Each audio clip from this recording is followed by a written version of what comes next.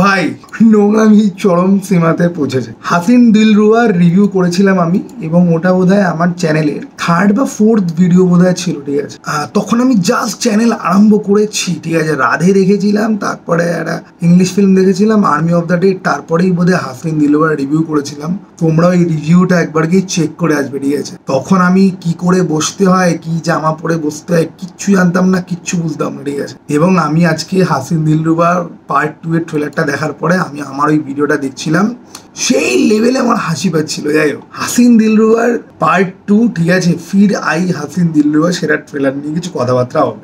তো ট্রেলারটা ওরা খুব এন্টারটেইনিং ভাবে বানিয়েছে। তুমি একটা জিনিস তোমাকে এগ্রি করতে হবে, যে যেহেতু গল্পটা মানে একটা মানে ক্যারেক্টারলেস মেয়ের যেহেতু একটা গল্প, ঠিক আছে। এবার ক্যারেক্টারলেস মেয়ে কিন্তু তাকে তার বর ভালোবাসে, যার সাথে প্রেম করে সে ভালোবাসে, তাই গল্প কিন্তু খুব রঞ্চি।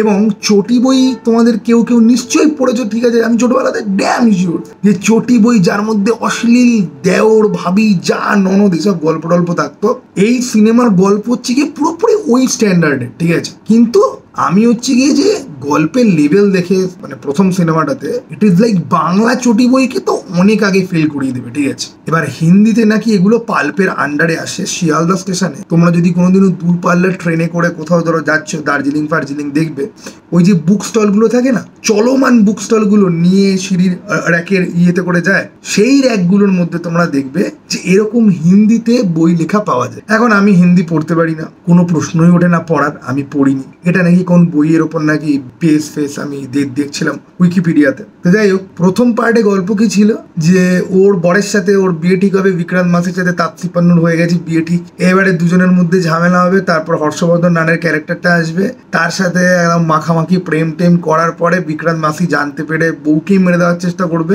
তারপরে হর্ষবর্ধন রানে যেহেতু তাপসী পান্নুকে কাইন্ড অফ ঠকিয়েছে, সেই জন্য বিক্রান্ত মাসের সাথে তাপসী পান্নুর আবার প্রেম ভালোবাসা হবে। তারপর ওরা দুজনে মিলে হর্ষবর্ধন রানে ওদেরকে ব্ল্যাকমেল করতে আসবে, ওরা হর্ষবর্ধন রানাকে ইয়ে করে দেবে, ঠিক আছে। চ্যাপ্টার শেষ।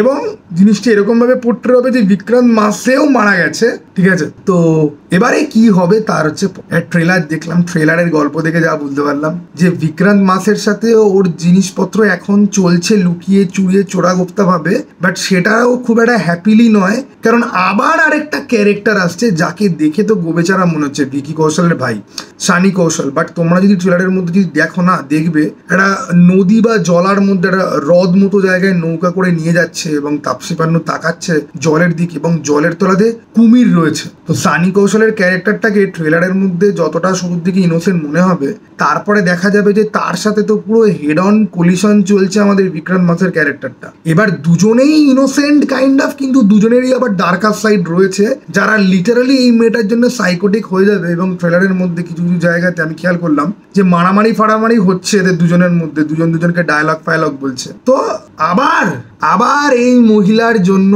এবং বিক্রান্ত মাসে কিন্তু প্রথম সিনেমাতেই তাপসী পান্নুকে খুন করার চেষ্টা করেছিল, ঠিক আছে। ওই গ্যাস ফ্যাস কি করে দেওয়া, তারপর সিঁড়ির মধ্যে জল ফেলে রাখা ইচ্ছা করে, ঠিক আছে। এবং দেখো এই ধরনের জিনিসগুলো না গিল্টি প্লেজার হয়, ঠিক আছে, যে হিউম্যান ক্যারেক্টারের ডার্কার সাইড সেটাকে হাইলাইট বা পোর্ট্রে করার জন্যই ফিল্ম। তো চরিত্রগুলোও কোয়েশ্চেনেবল হবে, অনেকটা অ্যানিমেলের মতো। এখন আমরা চিটিং এর পিকে চলে গেছি, ঠিক আছে। আমাদের এখন পরিষ্কার একটা লাভ স্টোরি বা একটা ডাইহার্ড লাভ স্টোরির থেকে এসব চিটিংবাজি টাইপের লাভ স্টোরি আমাদের অনেক বেশি পছন্দ হয়, সেটা অ্যানিমেল হোক বা হাসিন দিলরুবা হোক। তোমরা আমার রিভিউটা যদি দেখো তাহলে তোমরা দেখবে আমি কিন্তু প্রথম সিনেমাটা কিন্তু খুব এনজয় করেছিলাম, ওকে।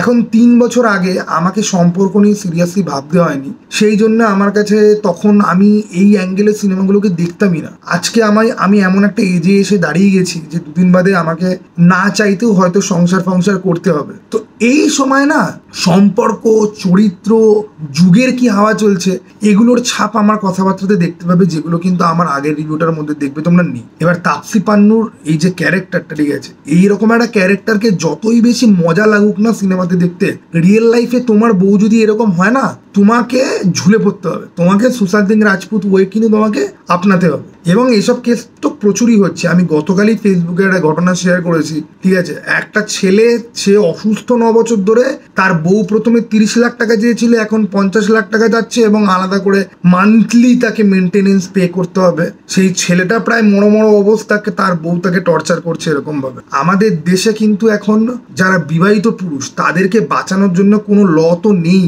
কোনো মেয়ে চাইলে কোনো ছেলের লাইফ মুহূর্তের মধ্যে ধ্বংস করে দিতে পারে। তুমি ক্রিকেটারদেরকেই তুমি দেখো না, যদিও হার্দিক পান্ডার জন্য আমার কোনো সিম্প্যাথি নেই, মোহাম্মদ শামির জন্য আমার সিম্প্যাথি আছে, কারণ শামি একটা ভদ্রলোক। হার্দিক পান্ডিয়া খুবই ছোট লোক টাইপের ছেলে, যে ওপেনলি বলে যে আমি তো আজকে করে এসছি, ঠিক আছে? এসব ছেলেদের প্রতি আমার কোনো মায়া দয়া নেই। তাই হার্দিক পান্ডিয়ার সাথে যেটা হচ্ছে সেটা অন্যায়, কিন্তু আমি সিম্প্যাথিটা ফিল করি না, কারণ ওর চরিত্র, ও নাকি ওর বউয়ের সাথে কি করেছে সেই ভিডিও নাকি ও শেয়ার করতো ওর বন্ধুদের সঙ্গে। এরকম ছেলের সাথে কে থাকবে ভাই? এত নোংরা ছেলের সাথে কেউ থাকতে পারবে না। ওকে, যাই হোক, এই সিনেমাটার ট্রেলারটা দেখছিলাম।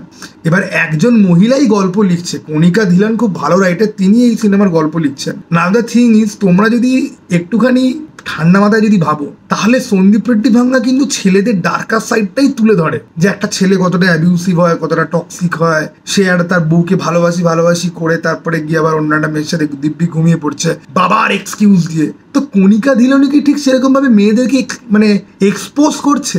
একটা মহিলা, সে লিটারালি চিটিং করতে গিয়ে মরো অবস্থা হয়ে, যার সাথে শুয়েছে সে ওকে ব্ল্যাকমেল করেছে, তাকে মেরে হাজবেন্ডকে লুকিয়ে থাকতে, হাজবেন্ডের হাত কেটে বাদ হয়ে গেছে।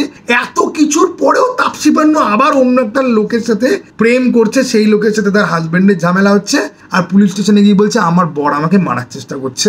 ভাই, তুই তো শুরুতেই কেস খাবি। এবং তাপসী পান্নুর ক্যারেক্টারটার না, আমি না অ্যাকচুয়ালি এই সিনেমাতে চাই যে তাপসী পান্নুর ক্যারেক্টারটার পরিণতি যেন খুব বাজে হয়। কারণ জিমি শেরগিলকে লাস্ট সিনে যখন দেখায় না, তখন আমার মনে আশা জাগে যে জিমি শেরগিল কিছু তো একটা করবে। কারণ জিমি শেরগিলকে আজ অব্দি ভিলেন শুধুমাত্র একটা দুটো সিনেমাতেই বানানো হয়েছে। এই সিনেমা তো তার অ্যাপিয়ারেন্সে কিন্তু ভিলেনের মতো নয়। সে কাইন্ড অফ লাইক এই মহিলার সমস্ত ছল চাতুরি, সমস্ত ট্রমাটাইজিং জিনিসপত্র এবার বন্ধ করতে এসছে। কিন্তু সব থেকে যদি প্রবলেমেটিক কোনো অ্যাঙ্গেল যদি থাকে, তাহলে সেটা হচ্ছে গিয়ে যে এইরকম একটা ক্যারেক্টারলেস ফালতু ডাউন রাইট ক্রিমিনাল মেয়েকে এমন একটা লাইটে দেখানো হচ্ছে যেন সে একদম বিশাল কিছু। এবং আরো সব থেকে জঘন্য জিনিস, তাপসী পান্নু একজন ফেমিনিস্ট। সে থাপ্পড়ের মতো সিনেমা করবে, তার মেইন মেসেজ হচ্ছে গিয়ে যে একবারও তুমি গায়ে হাত তুলতে পারবে না। সেখানে তুমি আরো একটা সিনেমাতে এরকম একটা রোল প্লে করছো যে চিট করবে মাল্টিপল টাইম এবং এক্সপেক্ট করবে যে তার বর তাকে অ্যাকসেপ্ট করে না।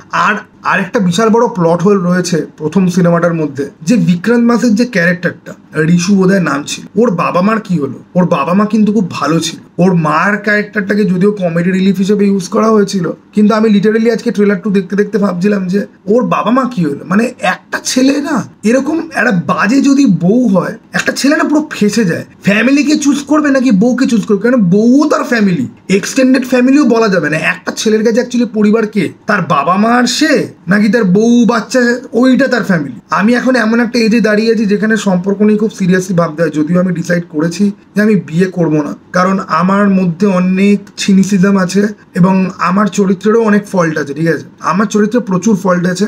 আমি খুব অল্পতে রেগে যাই। আমি অনেক সময় সিচুয়েশন, জায়গা, পরিস্থিতির লোক কিছুই বুঝি না বা মানতে চাই না, ঠিক আছে? তো আমার মধ্যেও প্রচুর ফল্ট রয়েছে। এবার দেখা যাক যে এই সিনেমার মধ্যে হয়টা।